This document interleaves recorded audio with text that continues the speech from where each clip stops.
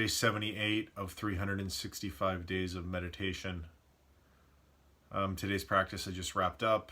It's the evening, recording this video and going to bed. Yeah, the practice was an hour long, just under an hour long.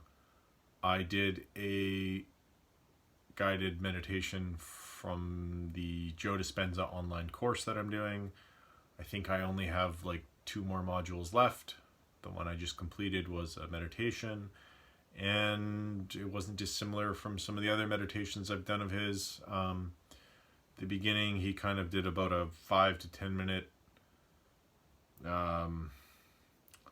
almost like a Kundalini yoga type exercise where you're contracting all of your core muscles, and then as you inhale, you sort of follow, as you contract the muscles, you follow the contractions up from the base of your sort of core, your perineum, all the way up through your body, through your chest, through your head. I think the idea is to contract all the muscles around your spine and sort of force that cerebral spinal fluid up.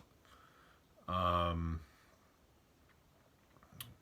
I think the end goal is to have the sort of what they would have traditionally called sort of a Kundalini rising experience.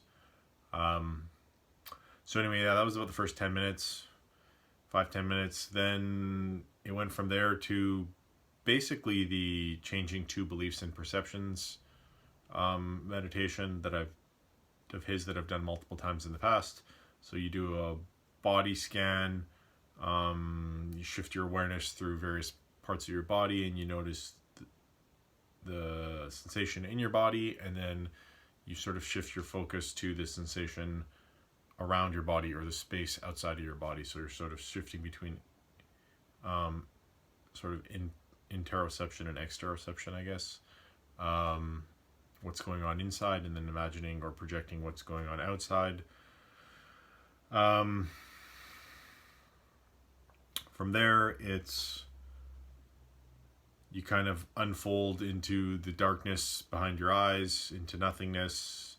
You become with the intent of sort of becoming nothing, detaching, no body, no one, nowhere, no space, and no time. So sort of detaching from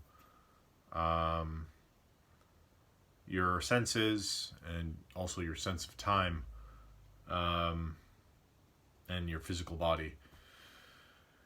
And for me, it was not that easy, well, at least through the body scan portion. The brain was wandering a lot. I was struggling to focus the mind. The unfolding part, yeah, wandered off, and then sort of bring it back.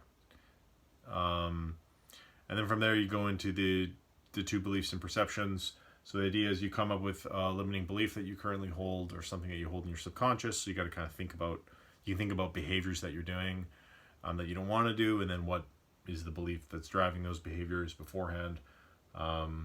So for me, you can either come up with them on the spot, or in this case, because I was listening to a previous episode in the meditation or in the workshops, the online workshop or the online course, I had actually written them down.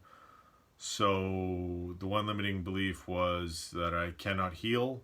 I have a number of injuries in my body physically right now, but also sort of chronic illness I've been dealing with. And then I was also thinking in terms of mental health. And so that one, these things sort of seem to plague me somewhat. And then, so in the idea is you think about that, you acknowledge what that limiting belief is that you want to change. You acknowledge that you want to change it. You're supposed to really sort of get into it emotionally. And then, so feel what it feels like to really want to change something, I guess. And then from there, you imagine what you want to believe and perceive about yourself and your life. So what would you want to replace that with? And it's the ideal that, for me, it was the ideal that I'm a healer. I can heal. in any way, and then you kind of imagine what your life would be like, and you can, in this case for me, think about all the ways in which it would heal and what it would feel like. And I just felt my body just shut down. I don't know, it felt like definitely a sticking point there for me. I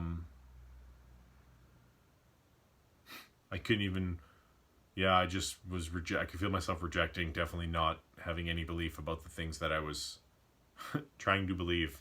I don't know how else to explain it other than that, but it felt like a half-hearted effort and sort of failure to lift off right from the beginning, which was frustrating, and I felt frustration, and then I tried to force it, and then I was sort of reminded from a long time ago when I was doing this meditation regularly and had some pretty cool results, was that you can't force it. And so that was the first part. The second belief was the limiting belief is that I cannot change, which kind of ties into healing, I guess. Healing is a change in the body.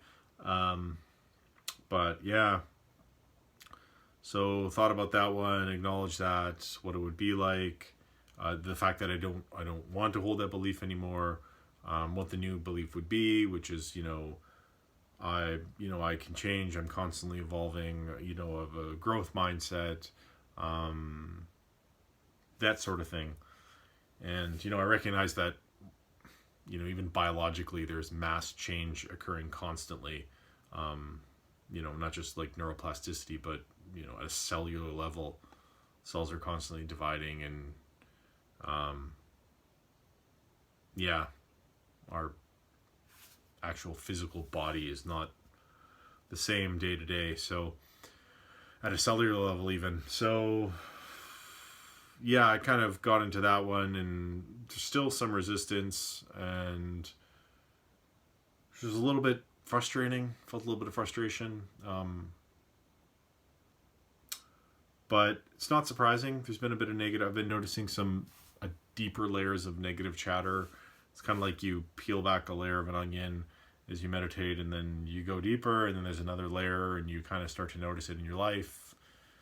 These underlying habits and beliefs that are just not what you want. Unfortunately, you have to notice them and get uncomfortable with them before they change, or before you're willing to make the change. So I guess it's just this repetitive cycle.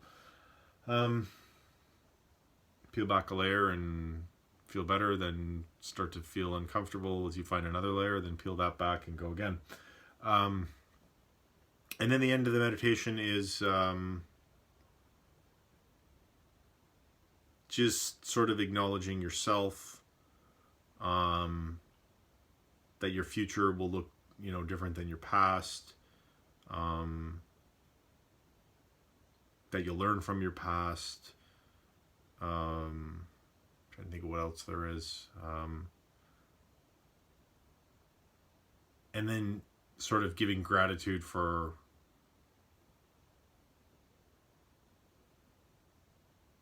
a life that you desire in the future. So it's visualizing a life that you desire in the future. And so for me, it was interesting. The meditation up until that point was a bit of a struggle. And then when I got to that point, it was pretty good. It was pretty easy. I was able to have a lot of things just sort of flood back in. As I mentioned, I used to do this I did this meditation daily for quite a while. A slight variation of this one, but very similar. And a lot of the stuff, interesting experiences I've had, stuff I have written about, stuff in some courses that I was doing, all these sort of desires just started sort of flooding into my mind, and it was pretty powerful. I was also reminded in the previous bit about change beforehand, how it reminded me of the sort of Rick Rubin interview I had watched recently, and his sort of description of the creative process, where you just kind of let something come to you. You get an inspiration, an inclination, you sort of follow your gut instinct or your intuition, you get inspired, and then you take action on some sort of creative endeavor to tweak something or do something, and then sort of step back and look at it, notice it, and then wait for the next little wave of inspiration to go in and make another tweak. And then that's kind of the process. You just do it over and over again. I can recall from painting that it's a very similar process. Literally, you get a little inspiration on what you want to tweak, and then you stand back and look at the canvas, and then go forward again and make a little tweak. And it seems like actually a really good metaphor for life in general, to just approach it that way. Like, wait for some inspiration or inclination or desire, something that, kind of following your intuition, and then take a step, and then stand back and sort of reassess how it's gone, and then wait for the next one, and then go again. There's just a lot of ease in that. Sounds like a really pleasant way of living. It also really sounds like it sort of encompasses the growth mindset as well. The idea that, we are meant to try things and see how they turn out, and then sort of take it all in, and then decide how we want to act next. We sort of act accordingly, and then we take the next leap of inspiration, so to speak, leap of faith, and act again. And I think that's just I don't know, like I said, it just seemed like a really good metaphor for life in general. When Rick Rubin was talking about it from a creative process, it just seems like a really pleasant way to experience day-to-day life, rather than just trying to analyze everything and overthinking it and struggling through it and forcing it, and trying to calculate everything constantly. It's one of the, from a mental health perspective, in terms of worrying or ruminating, or basically just constantly overthinking, in the brain running 24/7. From an analytical mind perspective, it's really a different way of living. To sort of live based off inspiration rather than analysis. I don't know. Maybe it's a pipe dream, but it seems possible and desirable. So that was it. That was today's meditation, in as much detail as I can recall it, and the sort of general gist I walked away with. But in closing, if you're struggling with your mental health, if you're overanalyzing things constantly and it's stressing you out, if you're worrying excessively or ruminating or catastrophizing, just constantly stuck in the endless cycles within your own head, and it's causing you your thoughts, and you're causing you misery, and you don't know how to get out of it. Talk to somebody. For sure, from my own experience, meditation can be very helpful, but we are social creatures, and connecting with other human beings is a necessity. And not only that, but it is extremely therapeutic. And when you're struggling with your mental health, there's nothing worse than feeling isolated and feeling like you're alone. And reaching out to talk to somebody about what you're going through will, at the very least, eliminate that burden from your mind, that you are not alone, that you are not struggling alone. And you might even get to realize that, yeah, there's people out there that actually care about other people, which can help a lot when you do not feel that way. So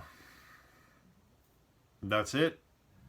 And I hope this was interesting or helpful or thought-provoking. And thank you for watching. Good night.